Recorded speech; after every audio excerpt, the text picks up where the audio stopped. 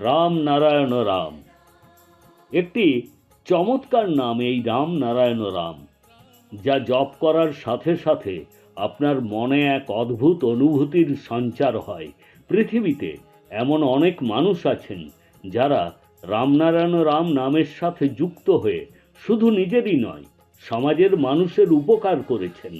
রামনারায়ণ রাম আপনার বিভ্রান্ত জীবনে সঠিক দিক নির্দেশ করতে সক্ষম।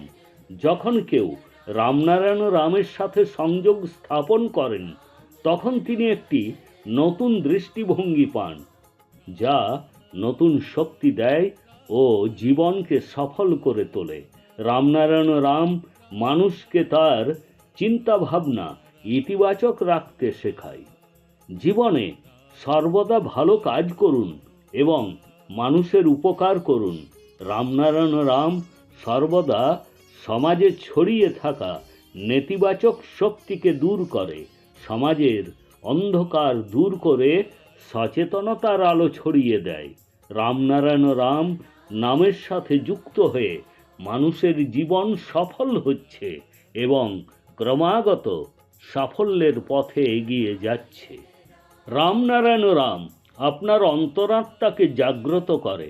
জীবনে এমন অনেক সময় আসে যখন আপনি আপনার স্বপ্নগুলিকে সফল করে তুলতে পারেন না।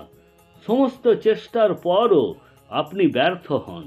আপনি কি এর কারণ জানার চেষ্টা করেছেন? কেন আপনি ব্যর্থ হচ্ছেন? এর সবচেয়ে বড় কারণ হলো আপনি আপনার অন্তর্নিহিত শক্তি ও ক্ষমতার মুখোমুখি হতে পারেননি।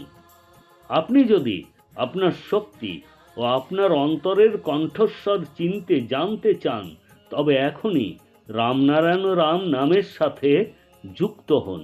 এতে আপনার স্বপ্নই সফল হবে না, সাথে সাথে নিজের ভেতরে একটা আলাদা শক্তি অনুভব করবেন।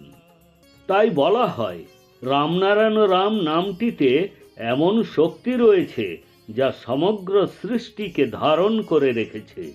জানি না কতজন মানুষ এই নামটির সাথে যুক্ত হয়ে তাদের জীবনে পরিবর্তন এনেছেন। তাহলে আর দেরি কেন? আপনিও এই পবিত্র নামের সাথে যুক্ত হয়ে এ নামকে সমাজে ছড়িয়ে দিয়ে সমাজকে উদ্বুদ্ধ করুন। আমরা সবাই এই পৃথিবীর জীব, সবাই একই পৃথিবীতে বাস করি, কিন্তু জাতপাত ও ধর্মের নামে সমাজ আজ পৃথিবীকে ভাগ করেছে। কেন করেছে জানি না। যদি এভাবে চলতে থাকে, তবে সমগ্র বিশ্ব একে অপরের শত্রু হয়ে যাবে। কিন্তু শত্রুতার নয়, ভালোবাসার বার্তা দিতে হবে। হৃদয়ে বিদ্বেষ নয়, ভালোবাসার বীজ বপন করতে হবে। আমাদের দেশ ভারতবর্ষের কাছে এমন এক আধ্যাত্মিক শক্তি রয়েছে যে যার সাহায্যে প্রত্যেককে নিজের সাথে সংযুক্ত করতে পারে। এর জন্য নিজেকে চিনতে হবে, নিজের বিবেকের কথা শুনতে হবে। আমরা ভুলে যাই যে আমাদের সৃষ্টি পঞ্চভূত থেকে। আমাদের সকলের একই মন ও হৃদয় রয়েছে, কিন্তু আমাদের মন ও হৃদয়ের ওপর নির্ভর করে যে আমরা আমাদেরকে ইতিবাচক রাখব নাকি নেতিবাচক রাখব। আমরাই একে অপরের ভালো বা মন্দ করার চেষ্টা করি। যখন মানুষ লোভী হয়ে যায়, তখন সে আর চিন্তা করে না যে সে লোকের মনে কতটা কষ্ট দিচ্ছে। একটু কল্পনা করুন, যখন কেউ আপনাকে সম্পূর্ণরূপে বিশ্বাস করে, কিন্তু আপনি আপনার স্বার্থের কারণে সেই বিশ্বাস ভঙ্গ করেন, তখন সেই ব্যক্তির কত কষ্ট হয়। তাই নিজের স্বার্থের কারণে কারোকেই কষ্ট দেওয়া উচিত নয়। আমাদের দেশ তপস্যার দেশ। বিশ্বাস আমাদের শক্তি, ধৈর্য আমাদের শৃঙ্খলা, ভালোবাসা আমাদের আত্মবিশ্বাস।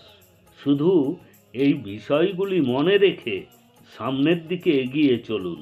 দেখবেন আপনা আপনি আপনার গন্তব্যে পৌঁছে যাবেন। আমরা প্রকৃতির কাছে অনেক কিছু পেয়েছি যা আমাদের জীবনকে ধন্য করতে সক্ষম।